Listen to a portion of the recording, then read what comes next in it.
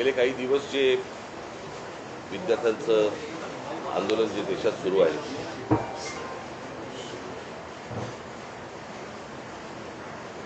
आणि ते कशा प्रकारे चिरडण्याचे पण प्रयत्न सुरू आहेत हे देखील आपल्याला समजत आहे। खरं तर ते संपूर्ण आंदोलन हे शांततामय पद्धतीने सुरू झालेलं आंदोलन होतं आणि ज्या प्रकारे आज केंद्रातनं ज्या प्रकारचा दबाव त्या मुलांवरती आणला जातोय, मुलींवरती आणला जातोय, त्यांना ज्या प्रकारे मारलं जात आहे आणि त्याचे सगळे परिणाम हे संपूर्ण देशभर उमटत आहेत। तसेच ते महाराष्ट्रात देखील उमटत आहेत, तसेच ते मुंबईमध्ये देखील उमटत आहेत। तुम्ही सगळेजण बघताच आहात। खरं तर ही साधी गोष्ट होती। या सगळ्या प्रकरणामध्ये आजपर्यंत भारतीय जनता पक्ष ज्यावेळेला विरोधामध्ये होता, विरोधी पक्षामध्ये ज्यावेळेला होता, त्यावेळेला त्यांनी अनेक मंत्र्यांचे राजीनामे मागितले होते। मला आजही आठवते की त्या रजा अकादमीच्या विरोधात ज्यावेळेला मी मोर्चा काढला होता त्यावेळेला आम्ही मुंबई पोलीस कमिशनरांचा आम्ही राजीनामा मागितला होता, त्यावेळेला अरूप पटनाईकांचा, आणि त्याच्यानंतर त्यांना पदावरनं बाजूला करण्यात आलं होतं काँग्रेसच्या काळात। मुंबईमध्ये ज्या वेळेला ते कसाब वगैरे सगळे आलं, 26/11चं प्रकरण झालं, त्यावेळेला आर पाटील असं म्हणाले होते की बडे बडे शहरों में छोटी छोटी बातें होती रहती है। या एका वाक्यावरनं त्यांना गृहमंत्री पदावरनं काढून टाकण्यात आलं होतं। आणि साधारणपणे पदाची ज्यावेळेला तुम्ही जबाबदारी घेता त्यावेळेला पदामधनं आलेल्या अपयशाची देखील जबाबदारी ही तुम्हीच घेतली पाहिजे, हीच खरी तर मागणी आहे। आणि हीच मागणी होती या मुलांची की हे काय पहिल्यांदा नीटचे पेपर कुठले नव्हते, ही मला असं वाटतं तिसरी वेळ आहे। नीट परीक्षा ज्या वेळेला आणल्या त्याच वेळेला आम्ही विरोध केला होता त्या गोष्टीला की असल्या केंद्रीय पद्धतीने तुम्ही या परीक्षा घेऊ नका, पण ते सत्ताच एवढी होती की त्यावेळेला कोणाला ऐकायची त्यांची तयारी नव्हती, आजही नाही आहे। आणि आज प्रश्न असा आहे की आज राजीनामा धर्मेंद्र प्रधानांचा मागायला सुरुवात झाली होती, परंतु आता प्रश्न असा आहे की ज्या प्रकारे मुलांना मारलं गेलंय, आता हा प्रश्न प्रधानांपुरता मर्यादित न राहता पंतप्रधानांपुरता पुढे गेलेला आहे। आणि त्याच्यामुळे गृह खातं आणि आज पंतप्रधानांनी आज काहीतरी ट्विट केले, पण त्या ट्विटला काही अर्थच नाही आहे। खरं तर या लोकांना बोलवून जर समजा त्यांच्याशी चर्चा केली असती आणि तो विषय जर नीट समजून घेतला असता तर एवढं प्रकरण पण झालं नसतं। पण मला काही समजतच नाही आहे की या सगळ्या गोष्टींचा एक सरकारी सत्तेचा जो उद्दामपणा जो आहे हा कशासाठी आहे। म्हणजे हीच गोष्ट आपण मला असं वाटतं की त्या शिखांचं ज्यावेळेला शेतकऱ्यांचं आंदोलन झालं त्यावेळेला देखील कोणाला ते भेटायला तयार नव्हते, ते पण तसंच त्यांनी मोडायचा प्रयत्न केला। मणिपूरच्या वेळेला पण देखील तेच प्रकरण झालं।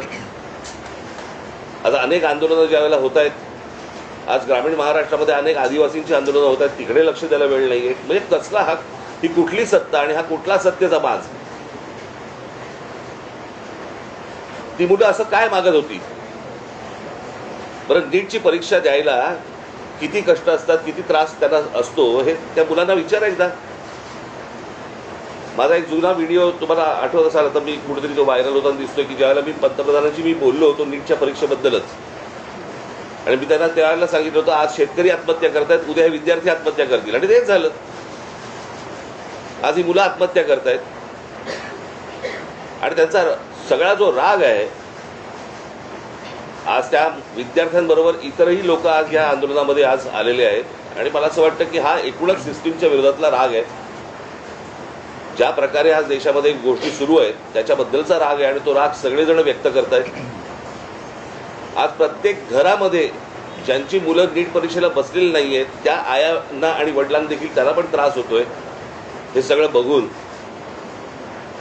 आणि आज जी मुलं आज इकडे मोठ्या ज्या अपेक्षेने आज आली, मला असं वाटतं त्याचं पुढे काय करायचं, त्याला कशी वाट करून द्यायची याचाच आम्ही विचार करत होतो। मला असं वाटतं उद्धव आपल्याशी बोलतील, नाही सांग कार्यक्रम जाहीर करून, आणि त्याच्यामुळे आम्ही 26 तारखेला आम्ही एक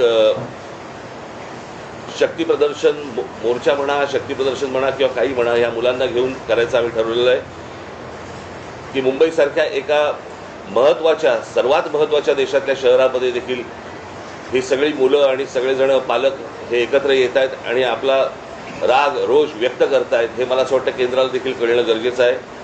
आणि त्याच्यासाठी म्हणून आम्ही येत्या 26 तारखेला रविवारी येत्या 26 तारखेला आम्ही हा मोर्चा आम्ही काढत आहोत. हा मोर्चा निघेल शिवाजी पार्क शिवतीर्थावरून हा निघेल आणि हा मोर्चा जाईल सिद्धिविनायकाच्या इकडे. तिथे जाऊन आम्ही देवाला साकडं घालणार आहोत की या सरकारला सुबुद्धी देव आणि याच्यासाठी म्हणून तिकडे आम्ही त्याची सांगता करणार आहोत. आणि हा आत्ताचा आमचा कार्यक्रम आहे. मला असं वाटतं पुढे मी कालच दिल्लीला जाऊन आलो. माझ्या आधी अमित पण जाऊन आला. आपल्या माध्यमातून ही दृश्य संपूर्ण जग पाहत आहे. एक गोष्ट नक्की की हा विषय केवळ नीटच्या परीक्षेपुरता मर्यादित नाही आहे.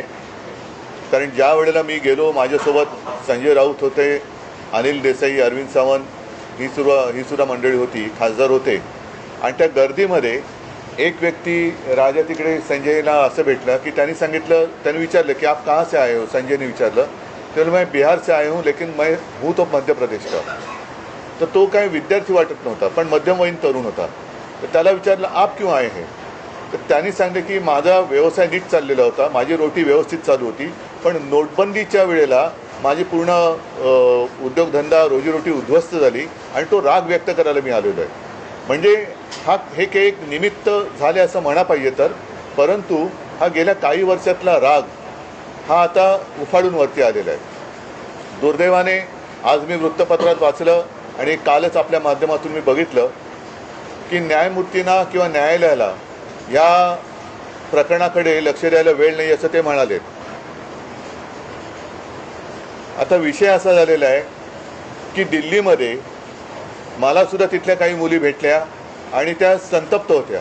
त्या सांगत होत्या की आमचे कपडे फाडले गेले, वाटेल तसं मारलं गेलं, काही ठिकाणी तर लाठ्या काठ्यांना खिळे लावून, गजलेले खिळे लावून मारलं गेलं, डोकी फोडली गेली. आणि काल एक व्यक्ती जी महिला म्हणजे मुलगी जी अत्यवस्थ होती, मला कल्पना नाही आता तिचं येता वाचलं की आता आहे की नाही मला माहिती नाही आहे. तर एक एक असे अत्याचार वाढत चाललेले आहेत. न्यायालयाला कबूतरं कुत्रे यांच्याकडे लक्ष द्यायला वेळ आहे पण कॉक्रोचकडे लक्ष द्यायला वेळ नाही, हे दुर्भाग्य आहे. आणि देशाची परिस्थिती आता अशी झाली का आणि न्यायालयाची परिस्थितीसुद्धा अशी धृतराष्ट्रासारखी झाली का.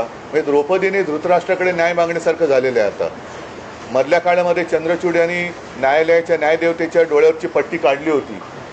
ती न्यायदेवतेने परत पट्टी बांधली आहे का आणि कशासाठी बांधलेली आहे. हे एकूणच जे चाललेलं आहे हे सरकार आता कोणाला आपलं वाटते असं दिसत नाही आहे. कारण मी ज्या वेळेला तिथे पोचलो तेव्हा जसं आत्ता राज म्हणाला की आता विषय केवळ धर्मेंद्र प्रधान यांच्या राजीनाम्यापुरता नाही तर ह्या मुलांना, या विद्यार्थ्यांना आता हे सरकार नकोसं झालेलं आहे. हेच विद्यार्थी होते, हीच मुलं होती ज्यांनी अच्छे दिन याची अपेक्षा करत ह्या सरकारला निवडून आणलं होतं. पण हे सरकार निर्दयीपणाने वागतंय. पंतप्रधानांनी आज ते काय ट्विट केले, खरं म्हणजे त्यांनी जाऊन बोलायला काय हरकत नव्हती. म्हणजे याच्यामध्ये कमीपणा बाळगण्याचं काही कारण नाही आहे. आपली मुलं आहेत, आपली जनता आहे, यांच्याबरोबर चर्चा करायला कमीपणा वाटण्याची गरज नाही आहे. पहिल्या दिवशी जर का सरकारने यांच्याबरोबर चर्चेचे दरवाजे उघडले असते किंवा पहिल्या दिवशी जर का यांना बोलवलं असतं तर ही इथपर्यंत वेळ वाढली नसती, एवढी हे आंदोलन ताणलं गेलं नसतं. लोकांना आज व्यक्त व्हायचे, इतके वर्ष साठलेला राग, असंतोष हा उफाडून वर आलेला आहे आणि त्याला एक वाट करून देण्याचा आम्ही प्रयत्न करतोय. ही वाट करून देत असताना सर्वांना सांगतोय की कोणीही, कारण बरेच जण या असंतोषाच्या ठिणगीला वेगळं वळण लावण्याचा प्रयत्न करत आहेत. मग पोलिसांवरती हल्ले करण्याचा प्रयत्न करत आहेत. काही गुंड म्हणजे सिव्हिल ड्रेसमधले लोक, ह्यांच्यात पोलिसांच्या लाठ्या यांच्या हातात कशा आलेल्या आहेत. मग त्यांच्या तिकडे नावाची पट्टी पण नाही आहे, काही कपडे त्यांचे पोलिसांचे नाही आहेत. म्हणजे हे गुंड, आता माझं मग असं म्हणणं आहे की हे आंदोलन मोडायला पाकिस्तानमधून गुंड भाजपने आणलेत का. कारण यांची काय ओळख पाळख काही नाही आहे. त्यांना ओळख विचारलं तर सरळ ते काही त्यांच्या निर्विकार चेहऱ्याने ते आपले बघतात लोकांकडे. काही त्यांना पडलेलं नाही आहे. ना मुलांच्या व्यथेची त्यांना जाणीव आहे, ना त्यांच्या वेदनेची त्यांना जाणीव आहे. बेसुमार लाठीमार करतायत आणि अशी ही सगळी गुंडागर्दी ही सरकार चालवत असताना कोणी गप्प बसू नये, आपण व्यक्त व्हायला पाहिजे आणि त्या व्यक्त होण्यासाठी ती वाट करून देण्यासाठी येत्या रविवारी आम्ही मी मोर्चा म्हणण्यापेक्षा एक देशाची ताकद काय असते ही ताकद दाखवून देण्यासाठी ह्या मोर्चाचं आयोजन केलेलं आहे. जसं राजने सांगितलं की शिवाजी पार्क ते सिद्धिविनायकला राज आपण जाऊन 2 गोष्टी करू. एक तर या सरकारला सुबूत दिले, नाहीतर सिद्धिविनायकाला साकडवलं की या देशावरती आलेलं हे अरिष्ट सरकारच्या रूपाने हे लवकरात लवकर दूर कर.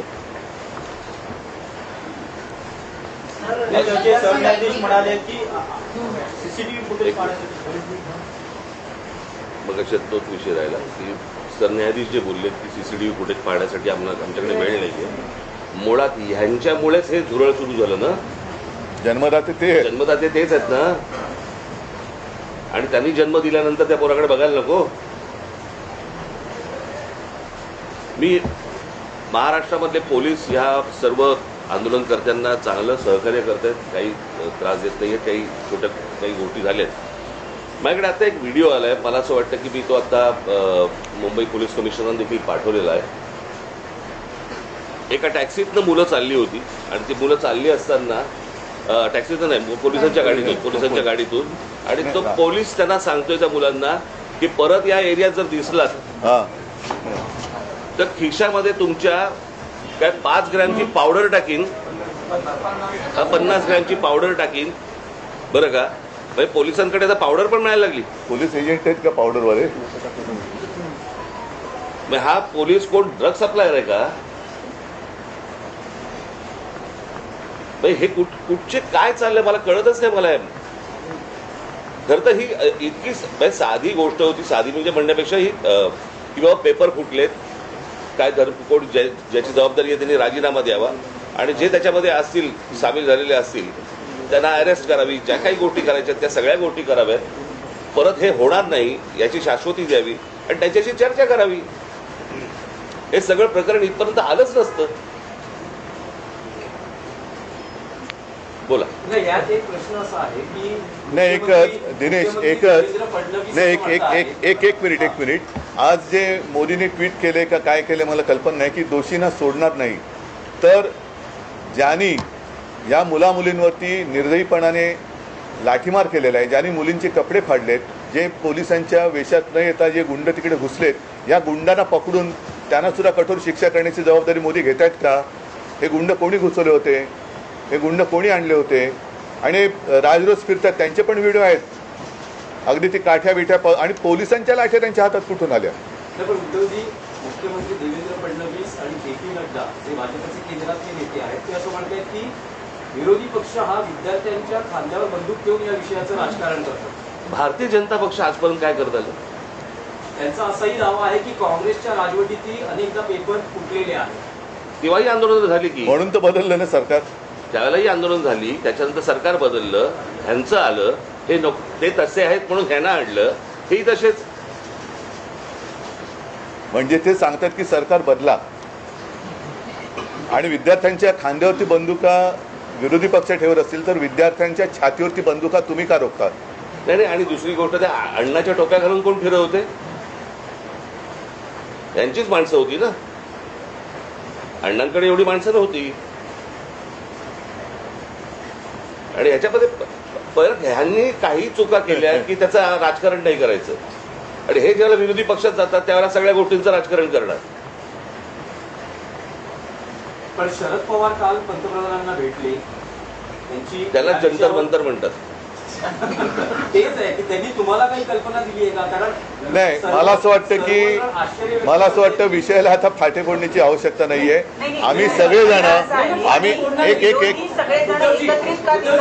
नाही ऐका मला बोलू तर द्या. मला बोलू तर द्या. माझं म्हणणं काय आहे की जसं आज मी आणि राजा एकत्र आलेलोच आहोत, त्याच्या आधी सुद्धा मी सगळ्यांना आवाहन केलेलं आहे की ज्यांना देशाच्या भविष्याविषयी चिंता आहे. म्हणजे मी तिकडे गेल्यानंतर सगळे भाषिक तिकडे होते, सर्व धर्मीय तिकडे होते, हिंदू होते, मुसलमान होते, सगळे होते. आता ज्यांना देशाचं, कारण हा देश जर का आपला आहे तर देशाच्या भविष्याची ज्यांना चिंता आहे त्यांनी पंतप्रधानांना भेटून त्यांची एक चिंता व्यक्त केली असेल तर मला माहिती नाही. तर त्यांनी मुलांना भेटायचं ते परवा तिकडे गेले होते. पंतप्रधानांनी आता मुलांना भेटण्याची गरज आहे आणि नुसतंच असं जर का ढकलम गाडी चालणार असेल तर काय उपयोग नाही आहे. नाही आता आपण जे म्हणालात आम्ही रविवारी मोर्चा जाहीर केलेला आहे, तर रविवारी जर का पवारसाहेब येत असतील, अगदी नरेंद्र मोदी येत असतील, देवेंद्र फडणवीस येत असतील, येऊन यात. म्हणजे विरोधी कशाला? एक फक्त विषय आहे की तुम्ही मोर्चाचं रूट सांगितलं, पण वेळ काय आहे, किती वाजता? सकाळी 10ची जमायची वेळ आहे, साधारणपणे 11:30 पर्यंत, 11, 11:30 पर्यंत निघू. आंदोलन जाहीर झालेलं आहे. जंतर मंतरवर पोलीस आपल्याला पाहायला मिळतात आणि मुंबईत देखील अनेक विद्यार्थ्यांना पोलिसांनी गाडीतून नेऊन पोलीस स्टेशनला वगैरे नेले. आपण स्वतः काल विद्यार्थ्यांनी आंदोलन जाहीर झाल्यानंतर आपल्या अनेक कार्यकर्त्यांना नेत्यांना नोटीस जाऊ शकतात, विद्यार्थ्यांची धरपकड होऊ सवय शकते. आम्हाला, यासाठी सवय आम्हाला आमच्या. नाही, इकडे आता कळेल आता म्हणून म्हटलं ना की विद्यार्थ्यांच्या बाजूने कोण आहे आणि विरोधात कोण आहे. आणि प्रश्न असा आहे ना की प्रश्न सोडवायचा आहे का चिघळवायचा आहे, हे मला असं वाटतं सरकारने बघावं. सर, आज वंचितनी महाराष्ट्र आणि देशबंदची हाक दिली आहे. 26 तारखेला तुम्ही आता मोर्चा काढणार आहात. प्रत्येक राजकीय पक्ष वेगवेगळ्या गोष्टी करण्यापेक्षा पहिली गोष्ट म्हणजे आता हे ते जाहीर करणारे आम्हाला माहीत नव्हतं, त्यांनी स्वतंत्रपणे जाहीर केलं ही गोष्ट, बरोबर आहे. आम्ही देखील जे काही ज्याला मोर्चा म्हणा किंवा काही म्हणा, ह्या सगळ्या गोष्टी करताना तिथे आमचे राजकीय पक्षाचे झेंडे नसणार, कळलं का? तिथे जर कुठचे झेंडे असतील तर ते फक्त तिरंगे असतील, देशाचा झेंडा असेल, बाकी कुठचेही राजकीय पक्षाचे झेंडे त्या सगळ्या अख्यामध्ये कुठेही नसणार. आणि आत्ता उद्धव सांगतात त्याप्रमाणे काँग्रेसशी देखील बोलणं चालू आहे, ते देखील सहभागी. काल माझं बोलणं झालं, राहुलजींचं पण झालं, मग सपकाळांचा फोन आला होता आणि त्यांनी पण सांगितलं की आपण एकत्रितपणाने या गोष्टी करू. आता हे आम्ही परवाच्या मोर्चाची घोषणा तर केलेली आहे, आता त्यांना सुद्धा आम्ही सांगतोय सगळ्यांनीच, अगदी पवार साहेबांना असेल आणि भारतीय जनता पक्षातल्यांना सुद्धा, जे विद्यार्थ्यांचे खरे पालक आहेत, ज्यांना विद्यार्थ्यांबद्दल तरुणांबद्दल चिंता आहे, आणि असे अनेक भाजपचे लोक आहेत की त्यांना आता असं वाटते की आपण भाजपचे समर्थक राहून गुन्हा केला, ते सगळेजण या मोर्चात सहभागी होऊ शकतात. आणि मला असं वाटतं एकच मिनिटं, आणि मला असं वाटतं विद्यार्थ्यांबरोबर आवाहन करीन की पालकांनी देखील याच्यामध्ये सामील व्हावं. फोन केलं, फोनवर बोलू. नाही, एक तर काय झालं, मी तिकडे रात्री पोचलो त्यावेळेला त्यांचं आंदोलन नुकतंच संपलं होतं आणि त्यांना मला वाटतं ते कुठलं छत्रसाल स्टेडियम तिकडे नेलं होतं. मला जंतर मंतरवरती जायचं होतं कारण अभिजित आणि सगळेजण तिकडे वाट बघत होते. मी तिकडे गेल्यानंतर मग माझी काही भेट झाली नाही, पण काल सकाळी माझं फोनवरती बोलणं होतं. भविष्यामध्ये आपण जंतर मंतरवर विद्यार्थ्यांशी थेट संवाद जाण्यासाठी जाणार आहोत. अरे मी आत्ताच गेलो असतो, माझी तब्येत बरी नव्हती. नाही, दुसरा मुद्दा काय माहिती आहे ना, जंतर मंतरवरती एक केंद्रबिंदू झालेला आहे, पण हे आता पूर्ण देशाची भावना आहे. म्हणून मी जे म्हटलं ना की एक राष्ट्र एक भावना, जो जिथे जिथे आहे तिथे त्यांनी या गोष्टीचा विरोध व्यक्त केला पाहिजे. सगळेजण काही जंतर मंतरवरती पोहोचू शकतात, जाऊ शकतात आणि जाण्याची गरज आहे असं मला वाटत नाही. आज ग्रामीण भागात सुद्धा आंदोलनं होत आहेत, राज्यातल्या आणि देशातल्या अनेक शहरांमध्ये ही आंदोलनं होत आहेत. विद्यार्थी झुंडीच्या झुंडीने बाहेर पडत आहेत. आणि कालच एक मी व्हिज्युअल बघितलं की एक तरुणी त्या पोलिसांच्या गाडीसमोर एकटी उभी राहिली होती, इथेच बाजूला. ही तरुणांची ताकद आहे. ज्या ताकदीला झुरळ समजलं जातं, त्या झुरळांच्या ताकदीला आता हे घाबरलेले आहेत.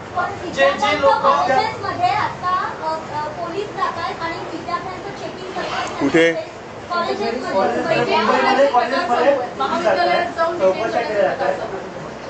काय कसले चेकिंग करतात?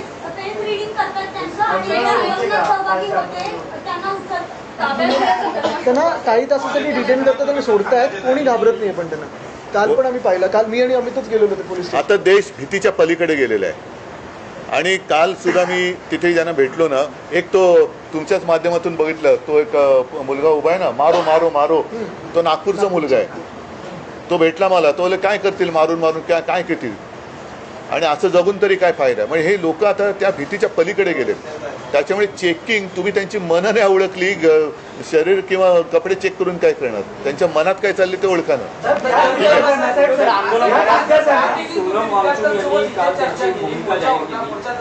नेमकं विद्यार्थ्यांचं म्हणणं काय होतं यावेळी चर्चा झाली का? आलं नाही तुमच्यापर्यंत? त्यांनी व्हिडिओ काढले होते ना.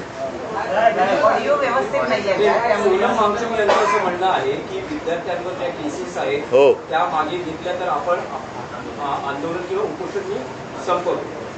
तुमचं विरोधी पक्षाचं काय म्हणणं आहे की याचा लॉजिकल एंड म्हणजे धर्मेंद्र प्रधान यांचा राजीनामा तेव्हाचे आंदोलन थांबेल की सरकार असं म्हणते की चर्चा करायला या लोकसभेत संसदेत यावर चर्चा होईल आणि त्यानंतर मग पुढचा निर्णय घेण्यात येईल? आता तिकडे Logical end काय? नाही बघा, आता प्रत्यक्षात तिकडे काय चाललंय, कारण मी मागे प्रेस कॉन्फरन्स घेतली होती ना, मी इथेच बोललो होतो, मला वाटतं की काही वर्षांपूर्वी म्हणजे 2018 साली एक जी डी अगरवाल नावाचे गृहस्थ होते, ते गंगेसाठी उपोषणाला बसले होते. सरकारने लक्ष नाही दिलं. 115व्या दिवशी त्यांनी प्राण सोडला. गंगा आणखीन वाईट झाली. म्हणजे करोनाच्या काळात तर मग गंगेमध्ये मृतदेह पण सोडले गेले. मी आज सरकार हे निर्दयी आहे. मी वांगचुकना त्यांना तिथून हलवण्याच्या आधी 1-2 दिवस आधी फोनवरनं बोललो होतो आणि मी त्यांना हेच सांगितलं होतं की आपण उपोषण सोडा, कारण उपोषण कोणासमोर करायचं, ज्यांना काहीतरी संवेदना आहेत. या सरकारला संवेदना नाही आहे. त्याच्यामुळे त्यांना असं वाटतं की अशी लोकं गेलेली बरी, म्हणजे एकदा काय ते सगळं स्मशान शांतता होऊ द्या. पण तसं दिसत नाही आहे. अनेक जण आता प्रत्येकाच्या मनामध्ये ही ठिणगी पेटलेली आहे. त्याच्यात तुमचा जो विषय आहे की धर्मेंद्र प्रधान, शेवटी मग जबाबदारी कोणाची आहे? जे जबाबदार आहेत त्यांना सोडणार नाही. मग धर्मेंद्र प्रधान पहिले जबाबदार आहेत, त्यांना का सोडतायत? आणि धर्मेंद्र प्रधान पण कोणी एकेकाळी पेपर फुटीच्या विरुद्ध रस्त्यावर उतरले होते असं म्हणतात, जे आता विद्यार्थ्यांचं नशीब फोडतायत. तुम्हाला काय वाटतं की चर्चेतून सरकार म्हणते चर्चेला यातून मार्ग काढू, तुम्हाला असं वाटतं की चर्चेतून मार्ग हे सुरुवातीला करायला पाहिजे होतं ना. हीच गोष्ट उपोषणही झालं नसतं, लाठीचार्ज झाला नसता, मुलांनी मार नसता खाल्ला. काय झालंय आता, घराघरामध्ये हे सगळं पोहोचलेलं आहे आंदोलन. त्याच्यामुळे सरकार आता बॅकफूटवरती गेलं आणि म्हणून आता ते सांगतात की आमच्याशी चर्चा करायला या म्हणून. कळलं का? ज्यावेळेला शिखांनी, ज्यावेळेला त्या शेतकऱ्यांनी, ज्यावेळेला पंजाबच्या शेतकऱ्यांनी, हरियाणाच्या शेतकऱ्यांनी ज्यावेळेला मोर्चा काढला होता, त्याला काय नाही बोलवलं? कारण तो प्रत्येक घरातला, देशातला नव्हता विषय. आत्ता त्यांना अंदाज आला या सगळ्या गोष्टींचा, त्यांच्याकडे पण यंत्रणा आहेच त्यांच्याकडे, की अंदाज आला की हे घराघरात पोहोचलंय आणि घराघरात पेटलंय. म्हणून आता हे बोलतात की आमच्याशी चर्चा करायला या. मणिपूरच्या प्रकरणात, त्या शिखांच्या प्रकरणामध्ये काही ट्विट केलं तर आढळलं का पंतप्रधानांनी? त्यांच्या लक्षात आलंय की हे आपल्या अंगलट आलेलं आहे आणि म्हणून ही आता सर्वासर्व सुरू आहे. आणि एकच आता नाही एक मिनिट, तुम्ही जे आता सांगितलं ना, की आता घरोघरी जाऊन चेकिंग, कॉलेजमध्ये जाऊन चेकिंग, तर मी सरकारला आणि पोलिसांना एक नम्र विनंती करेन की तुम्ही आणखीन आग भडकवू नका. ही मुलं शांत आहेत, त्यांच्याशी नीट चर्चा करा. ही शांतता भंग करण्याचं काम पोलिसांनी आणि सरकारने करू नये. मुख्यमंत्र्यांना आजही शंका आहे, ते म्हणतात की अँटी सोशल एलिमेंट, असामाजिक. आम्हाला पण शंका आहे की आता सरकारमध्ये असे कोण परकीय शक्ती सामील झाल्यात का की या मुलांना, देशाच्या विद्यार्थ्यांना चिरडण्यासाठी? आणि मी तुम्हाला सांगतो, 26 तारखेला जर असे कोणी घुसवण्याचे प्रयत्न केले ना, फटकावून काढणार. कळलं का? शांततेने मोर्चा असेल, शांततेने ह्या सगळ्या गोष्टी होतील, याच्यामध्ये कुठचीही हुल्लडबाजी नसेल, काहीच गोष्टी नसतील. पण उद्या जर समजा दिल्लीसारखं इथे काही करायचा प्रयत्न केला, घुसवले, इथे काही करायचा प्रयत्न केला, आमची लोक सोडणार नाही. सर, हे सगळे उद्याचे मतदार आहेत, हे सगळे ह्या सगळा आक्रोश जो आहे, तुम्हाला वाटतं का ते मतपेटीतून दिसेल? कारण आधी आपण हा विषय मतपेटीचा नाहीये. पहिली गोष्ट तुम्ही लक्षात घ्या, आता हा विषय मतपेटीचा नाहीये, हा विषय कुठच्या निवडणुकांचा नाहीये, हा विषय त्यांच्या न्यायाचा. कळलं का? उद्या परीक्षेला बसलेले हे सगळे विद्यार्थी, विद्यार्थी आत्महत्या करतात, याचा अर्थ काय समजून घ्या ना. इथे मतपेटीचा विषय येतो कुठे? पण ज्या प्रकारचा देशामध्ये सत्ता राबवली जाते त्याच्या विरुद्धचा राग हा मला असं वाटतं प्रत्येक राज्यांमधून बाहेर येतोय. ही सर्वात महत्वाची गोष्ट आहे.